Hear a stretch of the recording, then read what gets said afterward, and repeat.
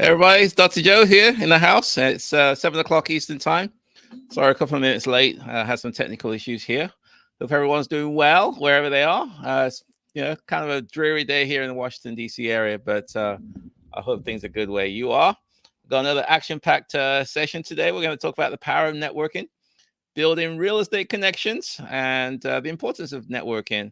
A lot of people don't really place a lot of emphasis on that, but it's been my experience that that is, it's really it's really important who you know, and sometimes it's more important than what you know.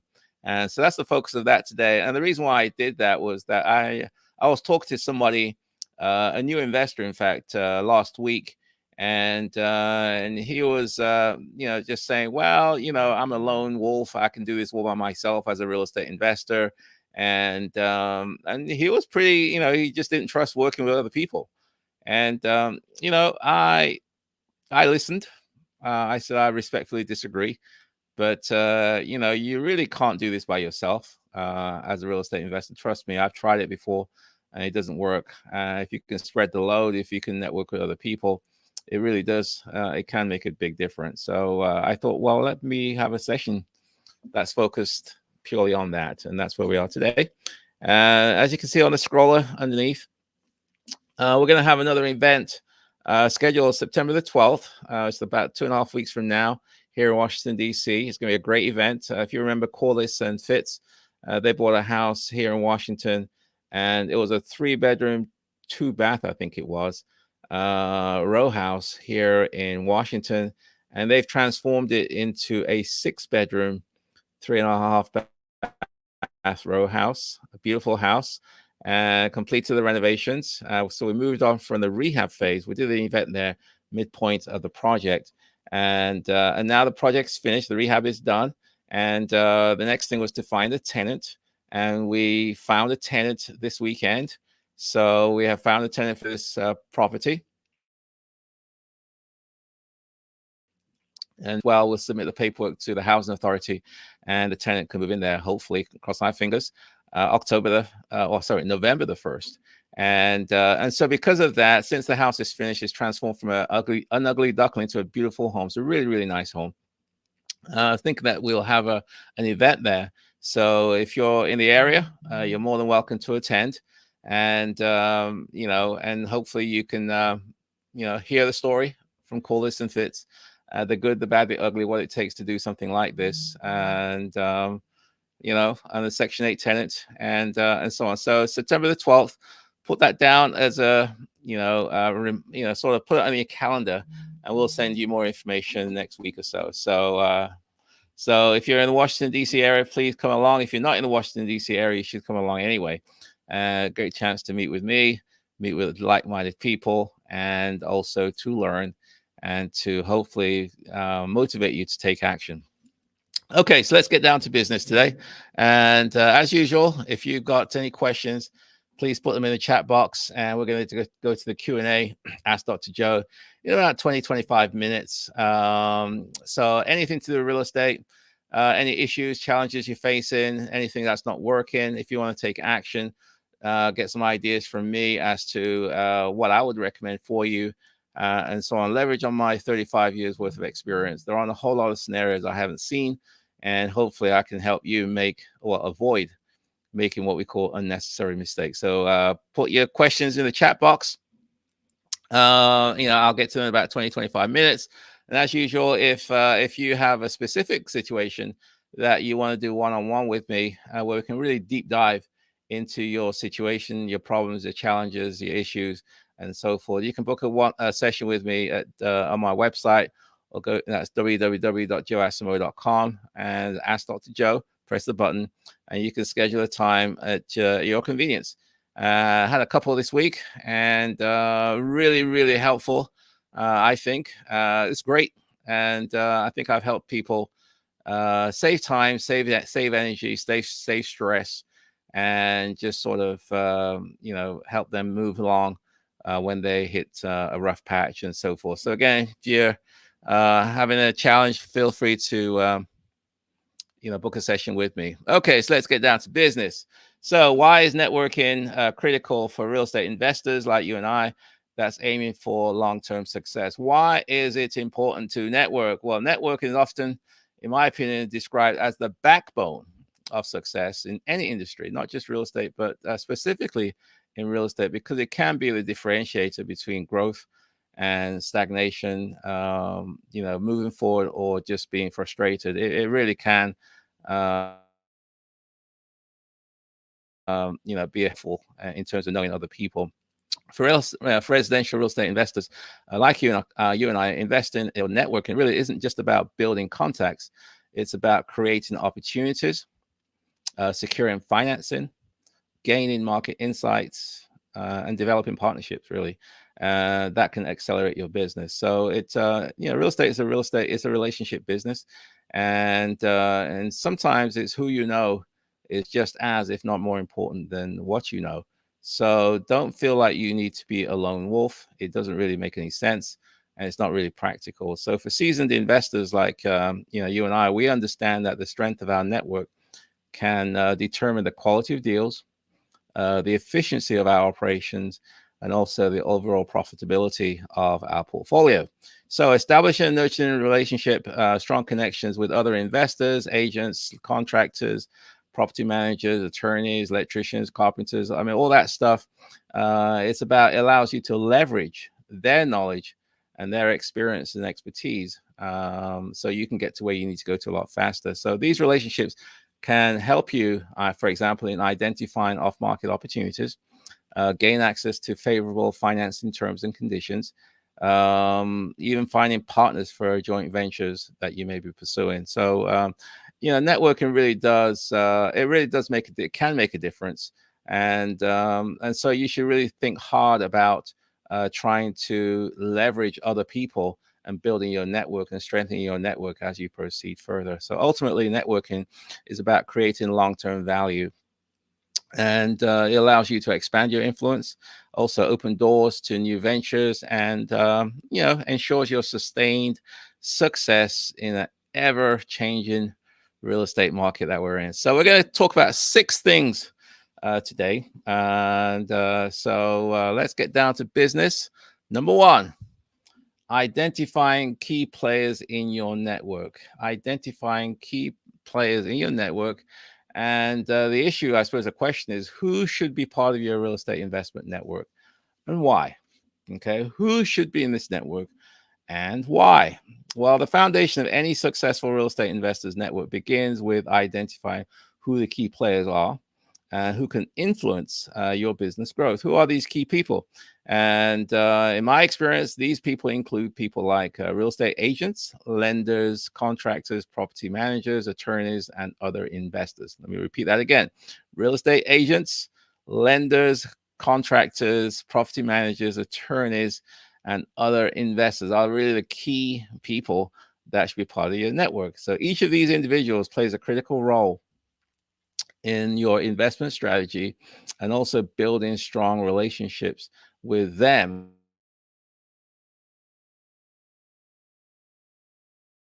can be the key difference really in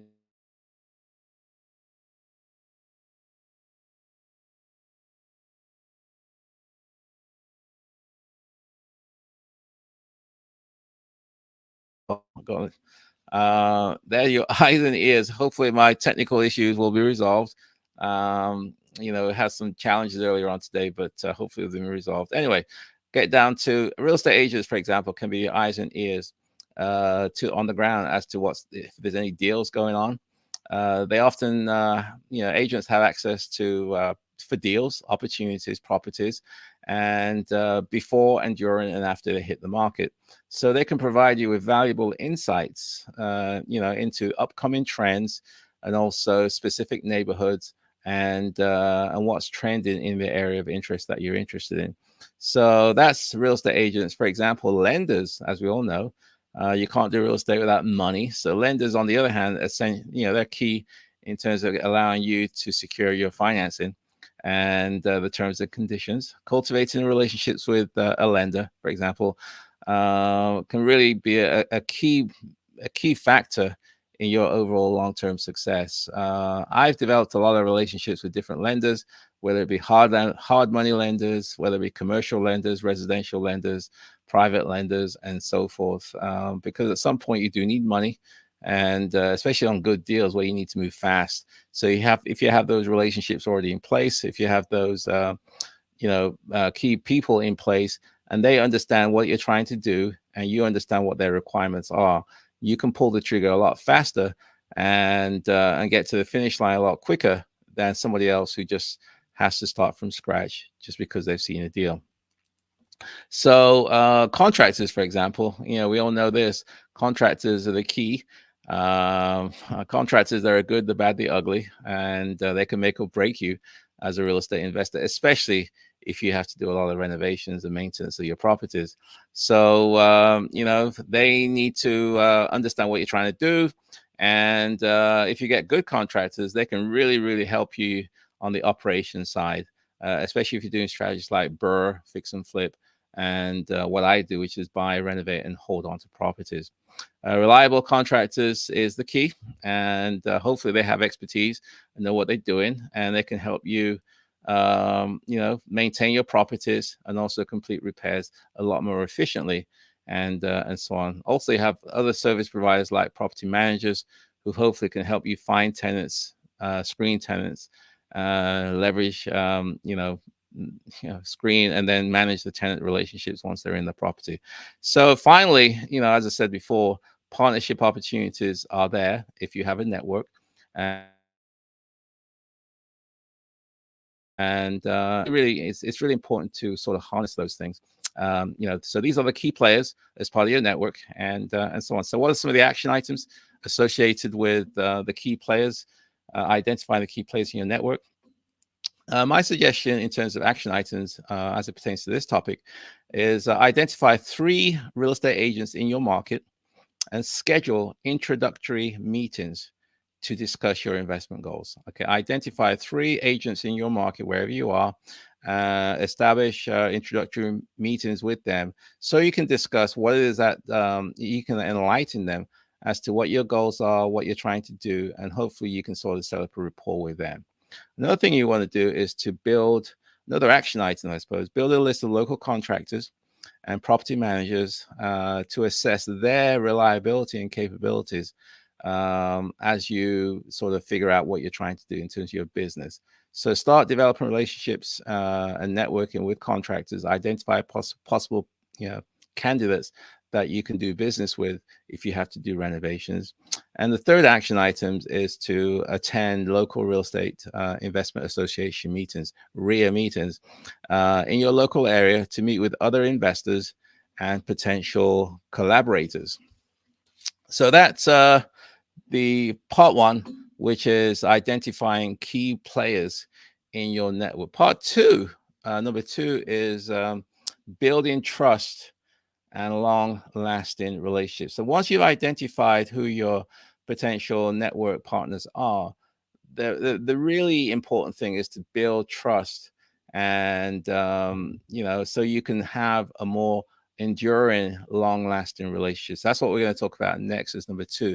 I suppose the question is, how can real estate investors like you and I build trust and maintain long-term relationships within our network? Okay, now our network includes people like real estate agents, lenders, contractors, property managers, attorneys, all that stuff. How do we, maintain long-term relationships with them so that it becomes a good win-win scenario for all of us?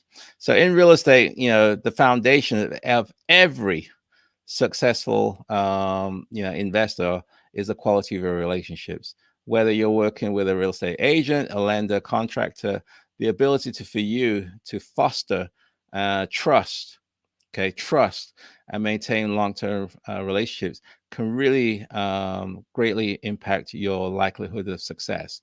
Trust is built through transparency. Transparency means openness, ability to talk about difficult issues, ability to sort of listen to what they're saying, and hopefully come up with win-win scenarios that make sense for both you and for them. So transparency is important. Also, delivering on your promises. How reliable are you? If you say you're going to do something, do you do it? or you're always making excuses? Can they trust you if you say you're going to do A, that you're going to actually deliver on A, and so on? So once you have a reputation of this person, his word is good, or this person does what they say they're going to do, it's easy now to start establishing trust. However, if you're the kind of person where your word doesn't mean anything, you say you're going to do something, you don't do it, you say you're going to be somewhere, you're not there, it's very hard to establish relationships with people like that. I know that I had contractors whereby it was just crazy. They would say, well, let's meet at 9 o'clock at this house, and they won't show up, or they promise to be there, they're not there. It's just very, very hard to develop, trust with people whose word is really meaningless. So, for example, if you commit to a timeline for closing a deal, if you're working with a real estate agent or a lender, then do what you got to do to complete it. Follow through on your commitments and to these people, because consistency over time is what establishes your reputation. And as a dependable, real estate investor, dependable partner, and so forth. So one way to build trust is being proactive and clear in your communications. Okay, if an issue arises, address it quickly and offer solutions rather than just waiting for them to solve it for you, or waiting for the problem to get worse and escalate. Okay, so regular check-ins and updates also go a long way in showing your network that you value their time, and also you value your time and your expertise and their expertise. Okay, so being a good listener is just as important as being a good communicator. Understanding the needs and expectations of your partners can help you collaborate more effectively and keep the relationship mutually beneficial to all parties. So maintaining long-lasting relationships also requires reciprocal approach. Okay, and don't just ask for favors. Don't just be taking, give at some point. Offer value, something that's of value to the other party, as opposed to just taking from them all the time. So for example, if you know a good contractor, it's okay, share that information. If you know of a good deal, it's okay, share it. Offer reciprocal relationships and go on. So what this does is it creates goodwill, okay, and encourages others to do the same to you as well. So over time, these reciprocal relationships or exchanges can build a network of trust, and and people who want to work with you. Okay, so what are the action items associated with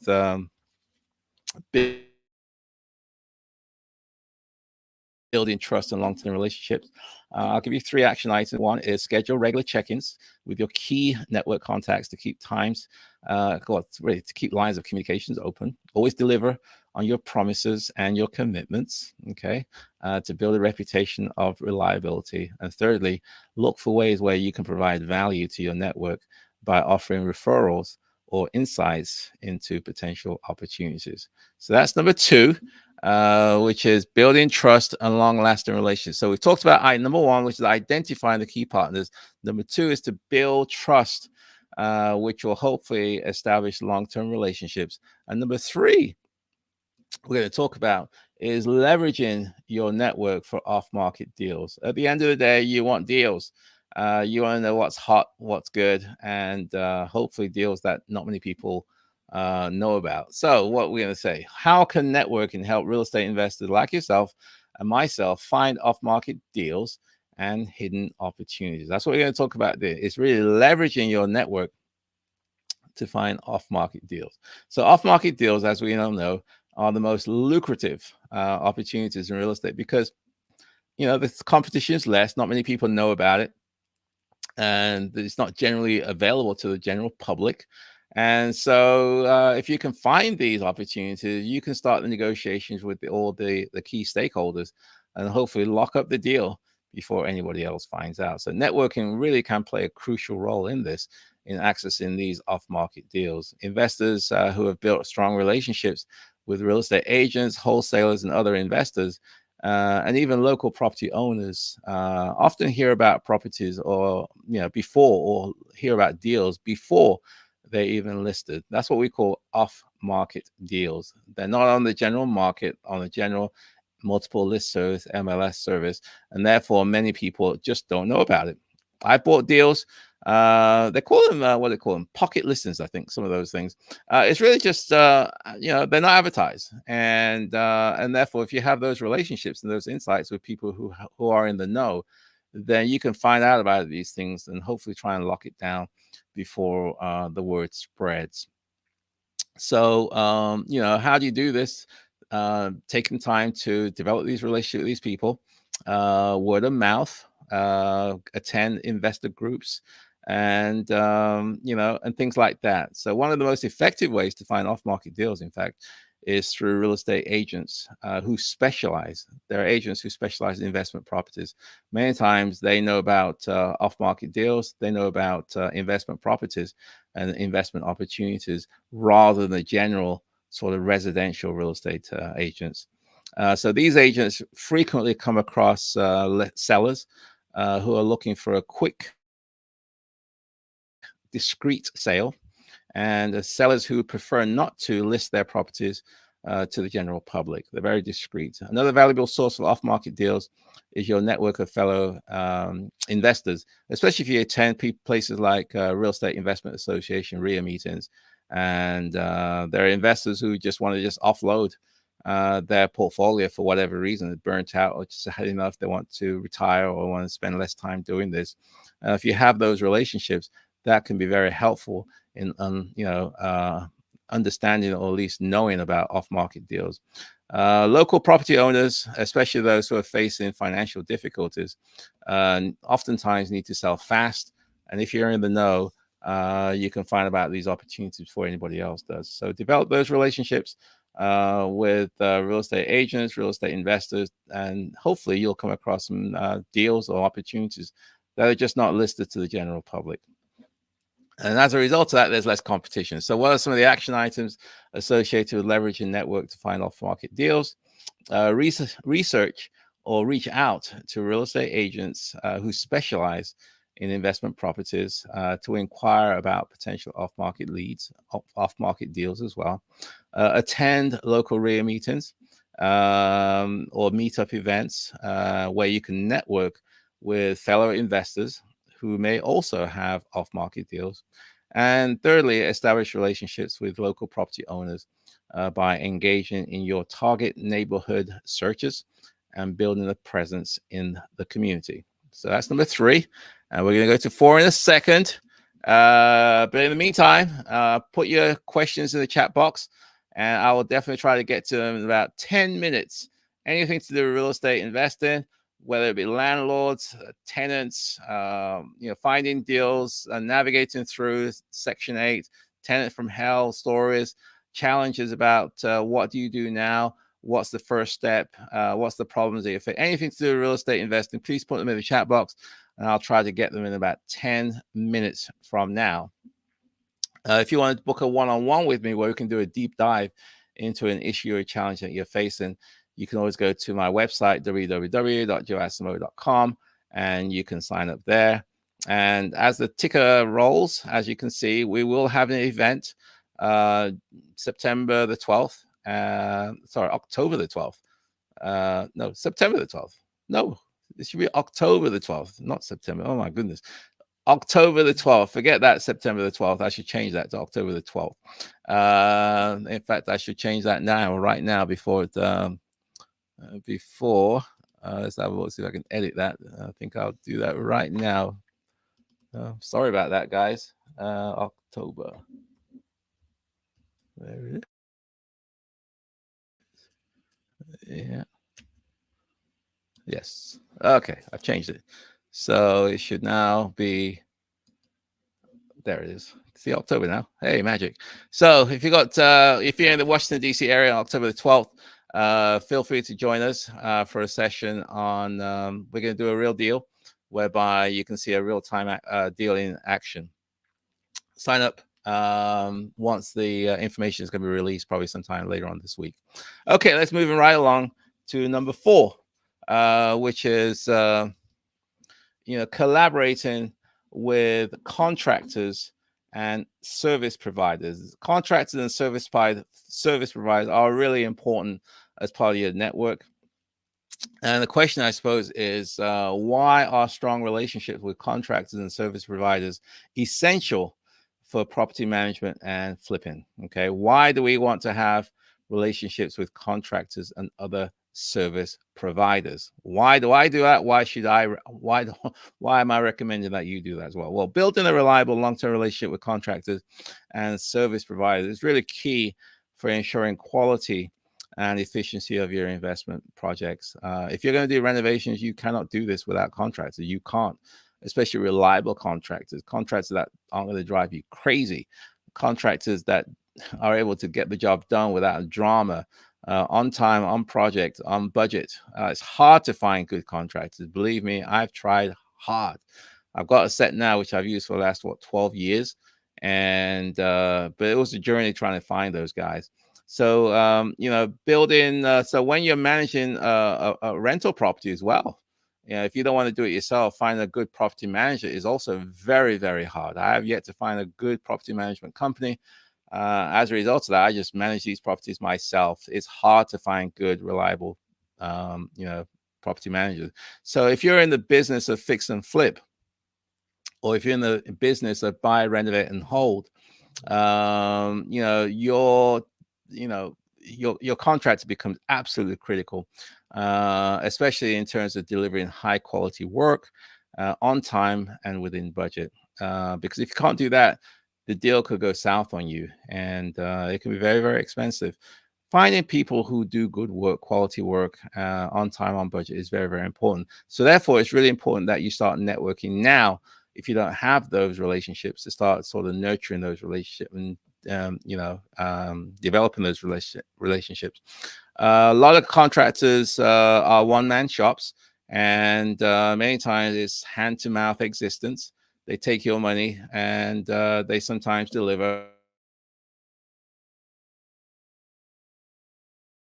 The best way to do that, in my opinion, is to get referrals. Again, you can go to real estate investment meetings to get that. You can find out if you go to other forums like Bigger Pockets or some of these places. If you have a question, you have an issue, you can put it out in the forums, and hopefully, given your location, you may get some recommendations as to potential contractors and other service providers. They should be familiar with you. Take the time to develop scope of work. Take the time to really go into detail as to what it is that you're expecting from them and what they can expect from you. Go into detail about the draw schedules. When do you get paid? Under what milestones are payment due? And and what happens if something goes wrong? Talk about things like change orders. If there's a change that's required, for example, you start a project, you don't know what's behind the wall, you take the wall down, and then you find something that you weren't expecting. Now you have to fix the problem. That may result in what we call a change order. What's the process for changing the scope of the project? That should be discussed. And also penalties. If projects aren't completed on time, on budget, on schedule, what are the penalties, if any, that you incur with your contractor? So there's a lot to on this topic of working with contractors. But the important thing is to start developing these relationships with these folks, understanding them, understanding that take the time for you to understand them, how they operate, and also give them the added latitude whereby they can understand what it is that you're looking for and what you expect from them. At the end of the day, you have to create this win-win relationship. Otherwise, you will not, I repeat, you will not be a successful real estate investor without good contracts. It's just so hard. They can make and break your deals. Action items: collaborating with contractors and other service providers.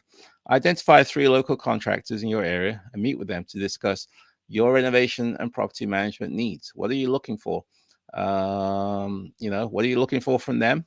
And what can they expect from you? Develop a standard checklist to evaluate and compare contractors and service providers for quality and reliability. How are you going to differentiate between contractor A versus contractor B?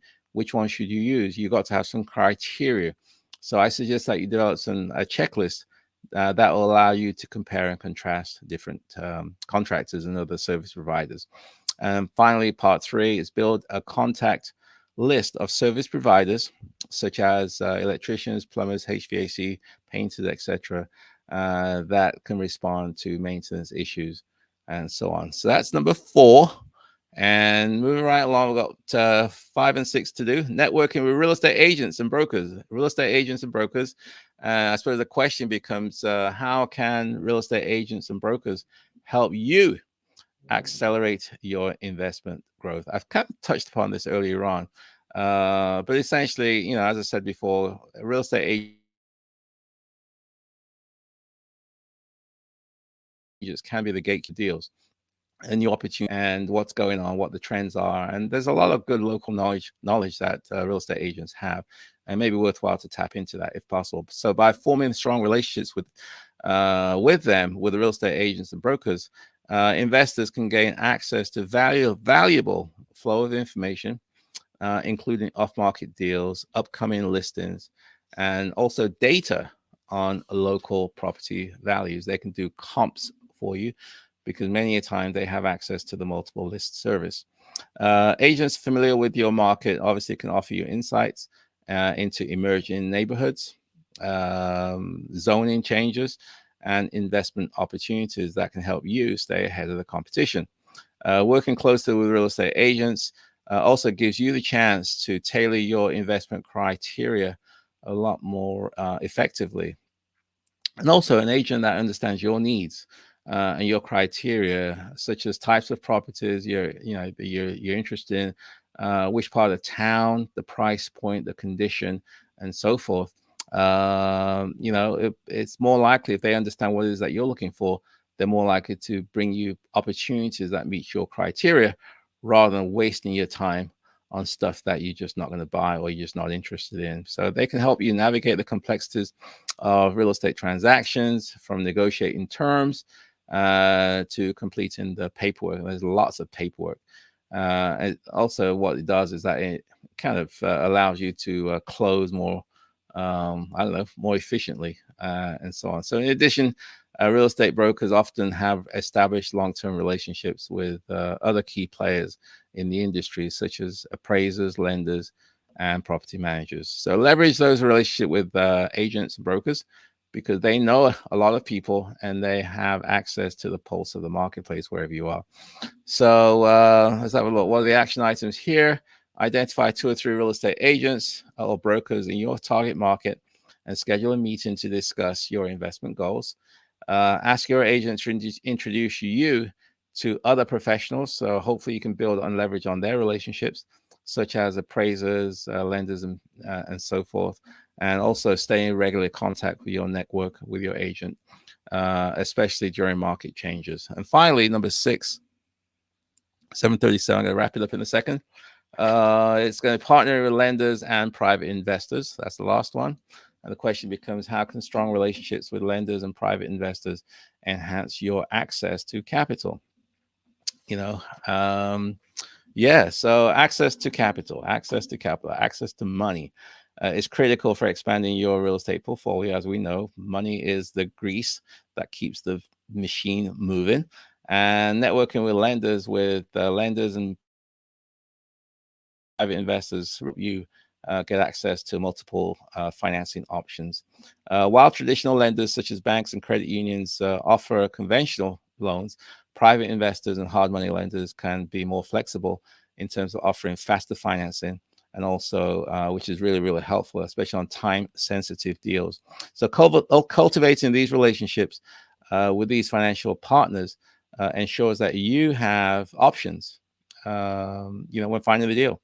And it's always better to have options. You've got various choices, and so on. So lenders who understand your long-term goals may be willing to offer more favorable loan terms, such as lower interest rates or flexible repayment options. So by establishing a track record of successful projects and timely payments, i.e. you pay your bills as agreed, you position yourself to be a reliable borrower. If you're a reliable borrower, there's a better chance that they're actually going to lend you or borrow you the money, and better terms as well. So additionally, private investors might be interested in joint ventures with you, or equity relationships with you, and which can significantly reduce your personal risk. because you're spreading the risk around to other people. So it's always important to have a open line of communications and nurturing relationship with lenders, because without money it's very, very hard to do this business. And finally, in conclusion, I suppose, what am I going to say in conclusion? How can a strong network ensure sustained success in real estate investing? How can a stronger network ensure sustained success in real estate investing? So networking really is not a one-time activity. It's something that you should be doing all the time. It's a continual lifetime practice that is essential to building and expanding and your sustaining and your successful business. By continually expanding your network and nurturing your network, nurturing relationships, this will increase access to data, access to deals, partners, financing, and also crucial market knowledge as to what's going on locally. So a well-developed network enables you to navigate challenges, adapt to market changes, and also to seize opportunities when they arise. So hopefully today I've been able to share with you some ideas about why networking is very important, what you should do, some action items for you, and hopefully it was informative. A little dry, but it's okay. But I mean, networking is not a sexy thing, but it's something that we have to do. There's no point being a lone wolf trying to figure this thing out by yourself. There's people out there who already recreated the wheel. There's people out there who are more seasoned. They've made mistakes, and by networking, you can leverage on their experiences and their expertise and go to a lot faster. So that, my friends, is it for the education part. As usual, if you've got some questions, put the questions in the chat box, and I will get to them in a couple of minutes. And by all means, you can email me. I can be reached at joe@joeasamoah.com if you want to shoot me an email. And likewise, if you want to book a one-on-one with me, you can go to my website, www.joeasamoah.com, and you can book a one-on-one with me where we can do a deep dive into an issue challenge that you are facing. And hopefully you don't have to be a lone wolf and try to figure this stuff out yourself. I've been doing this for a long time. As I said before, there aren't a whole lot of scenarios I haven't seen. And so, leverage on that experience. And so hopefully you can avoid making what I call unnecessary mistakes. So with that said, my friends, it is now 7:42. I'm going to go to the Q&A part of this. And let's have a look what we got here. So we have Dow2. Greetings from Phoenix. Hey, Dow2. Hope you're doing well in Phoenix. I'm sure it's hot over there. Aloha from Hawaii. Financial firefighter. Hope you're doing well in Hawaii. Let's have a look. One of my non-voucher holders unexpectedly moved out on September 20th. Oh my goodness. They unexpectedly. So did they give you a 30-day notice? Let's have a look. The scenario question. Let's say a voucher holder is approved for 1K voucher, okay, which equates for this size property. Should the landlord ask for 1K rent? The reason why I ask is part of the voucher holder's voucher amount is intended for utilities, or is it all of the vouchers holders intended for rent? Okay, I think I've got your questions down too. Let's have a look. So he's in Phoenix, Arizona, and one of his tenants unexpectedly moved out September the 20th. Non-voucher holder, which is a market renter, moved out on September the 20th last week. Hopefully they gave you a 30-day notice. So it sounds like unexpected means that they didn't give you a 30-day notice. And so what are you going to do? Well, if they didn't give you a 30-day notice, if the lease said that they were supposed to, technically they are in compliance. They are out of compliance with the lease. And therefore that security deposit that they paid, hopefully, you may not have to return all of it. Because they didn't sort of abide by all the terms of the lease. So that's the part number one. Hopefully they gave you a 30-day notice. If they didn't, then you may have some recourse in terms of the they paid. Hopefully you collect the security deposits. Okay, the details are, let's say he's got a voucher. So now the place is empty, and he has, or he's looking around, and there's somebody who has a voucher that is interested in Dow 2's property here in, well, not here, but there in Las Vegas. Sorry, Las Vegas, in Phoenix, Arizona. Okay, so this person has a voucher, and they have a voucher is worth up to $1,000 according to Dow 2. It normally doesn't work that way. The voucher is based on the number of bedrooms. So they may have a 1-bedroom, 2-bedroom, 3-bedroom, 4-bedroom voucher as opposed to a 1K voucher. It's the number of bedrooms is what they qualify, and then what they qualify is based on the composition of the household, how many people's in the house, and also the sexes of the family members. Okay, in some jurisdictions, male and female should be in separate rooms, and in some jurisdictions they can be in the same room. So what determines the voucher that they have is usually two things. One is the composition of the family, and the second thing is the income in the household. That will determine the size of their their portion of the rent, and also what type of voucher they receive. So in Dow 2's case, this person has a 1,000, let's just say, I'll just go along with what you're saying, has a voucher that's approved for $1,000. And so the question is, what should he ask for in rent? Okay, should he ask for $1,000 or go to the next part of his question? Should he ask for something different? Okay. Typically, what you want to do, if the, you can find out what the fair market rents are for in your area, and sometimes the housing authority advertises, not advertise, but you can do your research to find out how much they pay, and what is that rent based on? Is it based on the zip code, the neighborhood, or fair market rents, and so forth? So you can do your research to find out for your where you are Dow 2, how much will they pay? Okay, if it's $1,000 they pay, you may want to ask for a little bit more. It's always better to ask for more. And if you don't ask, you don't get, as the saying goes. So if they will pay up to $1,000, you may want to ask for, I don't know, 1,100, let's just say, and you may get it. You may not get 1,100. You may end up with 1,050, which means that you got a little bit more than what you expected for, rather than just asking for 1,000 and getting 1,000. You kind of left $50 on the table, for example. So, but they will they look at two things. They look at what they call rent reasonableness. How is your rent relative to what they will pay? And the second part of this thing is what they call affordability. Can the tenant actually afford to stay in your unit Dow 2? And they have calculations in terms of that. So what they'll do is they want to know who's paying the utilities, the electric, the gas, the water, the sewer, all that kind of stuff. If it's tenant paying it, then they may subtract a little portion for that. If the landlord is paying, then they'll give you a little bit more money in terms of rent. So it depends on the jurisdiction, how that's determined. And so what I would suggest Dow 2, and get to the crux of my answer, is that it depends, and you may want to develop some relationships or contact some persons at the housing authority where you are in Phoenix and ask those questions.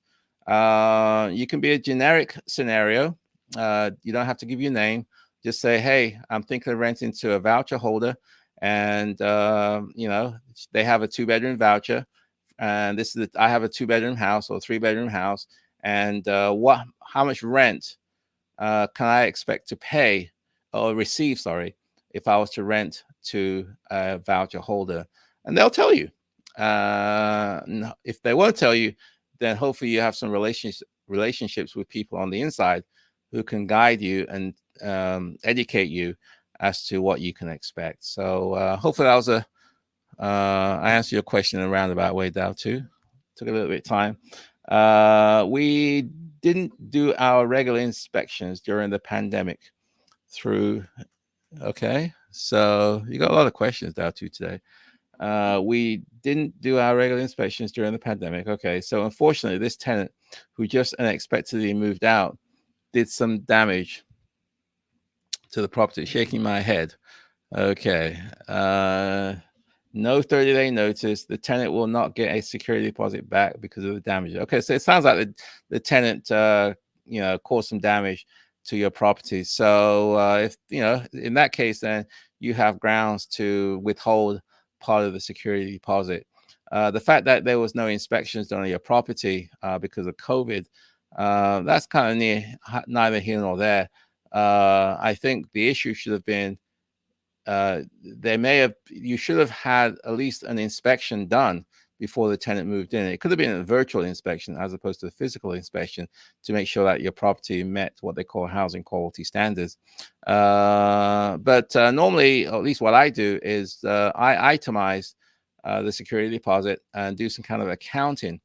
If I'm going to subtract some money, then I want to give the tenant, an idea as to how much I've subtracted and why I subtracted. And hopefully you took videos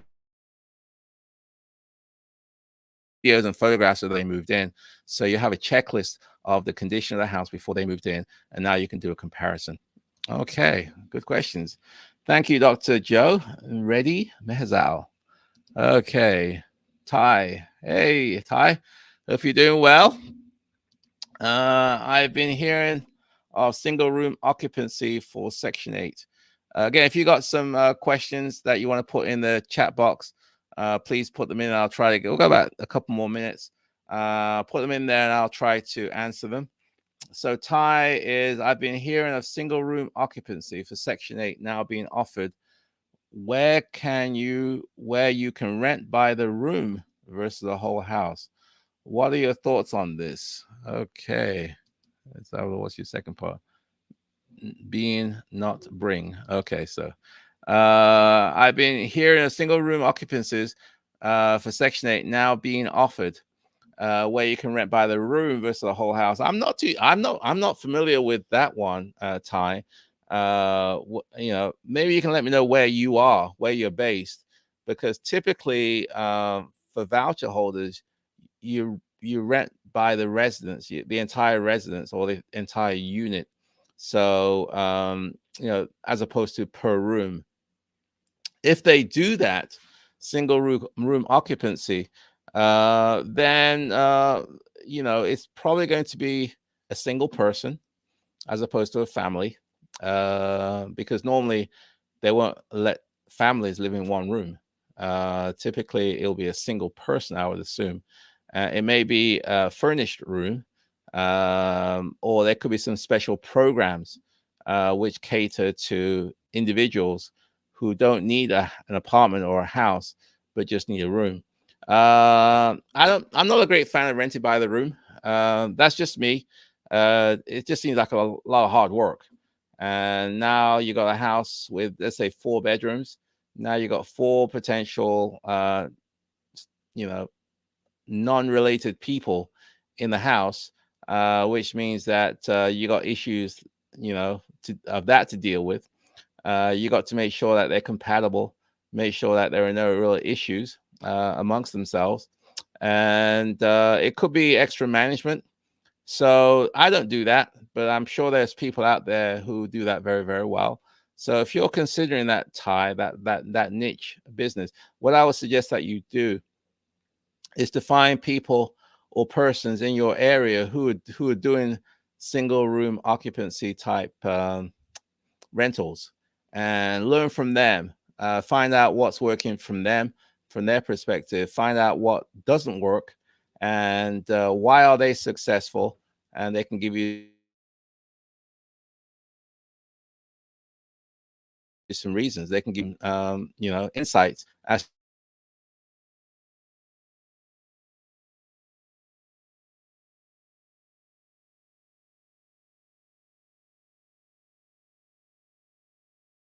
oh boy, wheel has been created, and there's no need for you to recreate the wheel. So leverage on other people's experiences. If there are SRO, single room occupancy investors out there in your area, find them and incentivize them to help you, and then you can decide whether it's worthwhile to go into that line or not. But be careful because the grass is always greener on the other side until you get there. It's all hard work. Nothing is easy. And despite what the gurus tell you, it's, at the end of the day, it's hard work. And that's all there is to it. Okay. Again, if you got some questions, we're going to wrap it up in a couple of minutes. And it's now 7:55. I doubt too. I do have a video of the interior of the house prior to the tenant moving. Good. I took a video of the house after the tenant moved out just recently. What I do now too is I have a checklist. I have what we call a move-in checklist before somebody moves into a home. So on the day of move-in, I have a checklist which goes through each room: living room, dining room, kitchen, bedroom, bathrooms, and so on. And we verify the condition of the place before the tenant moves in. So in the living room, are the walls clean? Yes. Are the floors clean? Yes. Is there any damage to the walls? No. Are there any damage to the ceiling? No. Are the light fixtures working? Are the outlets working? Are the windows damaged? Are the window sills dirty? Is the bathroom clean? Is the burners working? And we go through room by room, item by item, and they verify the condition of the place. Okay. And there is no discussion. There is no, not discussion. There's no dispute or confusion as to the condition of the property prior to them moving in, and they sign off on that. Okay, so they verify the condition of the property on day one. Now, when they leave, we do the same thing again. We go through the house, check the walls, check the floors, check the windows, check the doors, check the outlets, check the light fixtures, all that stuff again. Are there any damage? And yes or no, and so forth. I have another column in that checklist where I say, if there's damage to, for example, the light fixture, it's going to cost $50 or $100 or whatever. If there's a damage to the floor, it's going to cost $100, $50 or whatever it is. So that way, everybody knows and agrees how much is going to be subtracted from the security deposit should there be any damages that the tenant caused when they vacate the property. So you avoid sort of this arbitrary, well, I'm going to subtract $200 or $50. You tell them up front, this is how much is going to be subtracted from your security deposit. And that's what I do. It seems to work out okay. And so you may want to do that. So videos are good, but I'd rather do a checklist. And they go through each line item and sign off on that, the condition of the property. So hopefully that was helpful, Dow, too.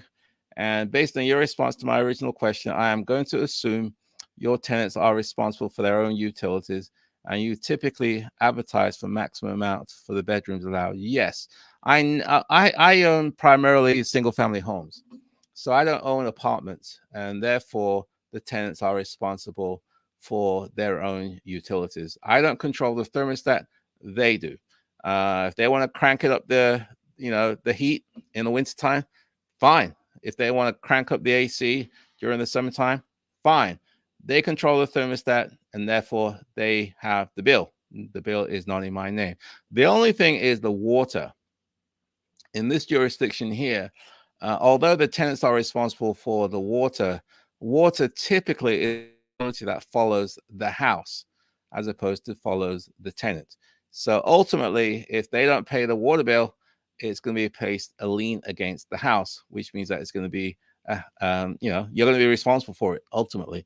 So you can have at least some of the utility companies, they have services whereby they'll send you a copy of a bill so you can keep track of the water utility. And if it gets too high, you can then contact the tenant and ask for an explanation or whatever it is. So so I don't pay utilities, and I try to get the maximum rent I can get. There's no point leaving money on the table, and so on. Okay, I think we're going to be done. Thanks for your input. You're right. Multiple personalities to deal with. I'm in the DMV. Okay, Dr. Joe, I think this is rolled out already with several housing authorities. I'm not too familiar with single room occupancy, Ty, but I'm not saying you shouldn't do it. I haven't done it, so I'm not an authority on that one. I just don't want to deal with too many people. I'd rather just deal with one family and be done with it. So Dow too, thank you, Dr. Joe. I am going to see if I can get a voucher holder for this property. This really helped. Okay, good. Well, when you advertise, make sure you put the word Section 8 welcome on your advert. If you do that, it lets people know that you're open to voucher holders. My friends, it is 8 o'clock. I'm going to wrap it up for the day. Hopefully today was helpful, and I will see you next Wednesday, 7 p.m. Eastern time. Don't forget, we're going to have an event October the 12th at Corliss and Fitz House here in Washington, D.C. You're going to see the final end product of their house. They turned a 3-bedroom, 2-bath house into a 6-bedroom, 3.5-bath house. We're going to talk about the whole experience. They found a tenant, a Section 8 voucher holder, and God willing, the tenant will move into the property November the 1st. So kudos and congratulations to Fitz and Corliss. And again, if you're in the Washington, D.C. area, please join us. Join me October the 12th. And if you're not in the Washington, D.C. area, you should want to consider coming anyway. And you can see me, you can network with me, you can network with other like-minded investors. And, I think you'll have fun. My friends, I'll see you. Thank you, Crystal. I'll see you next week. Take care.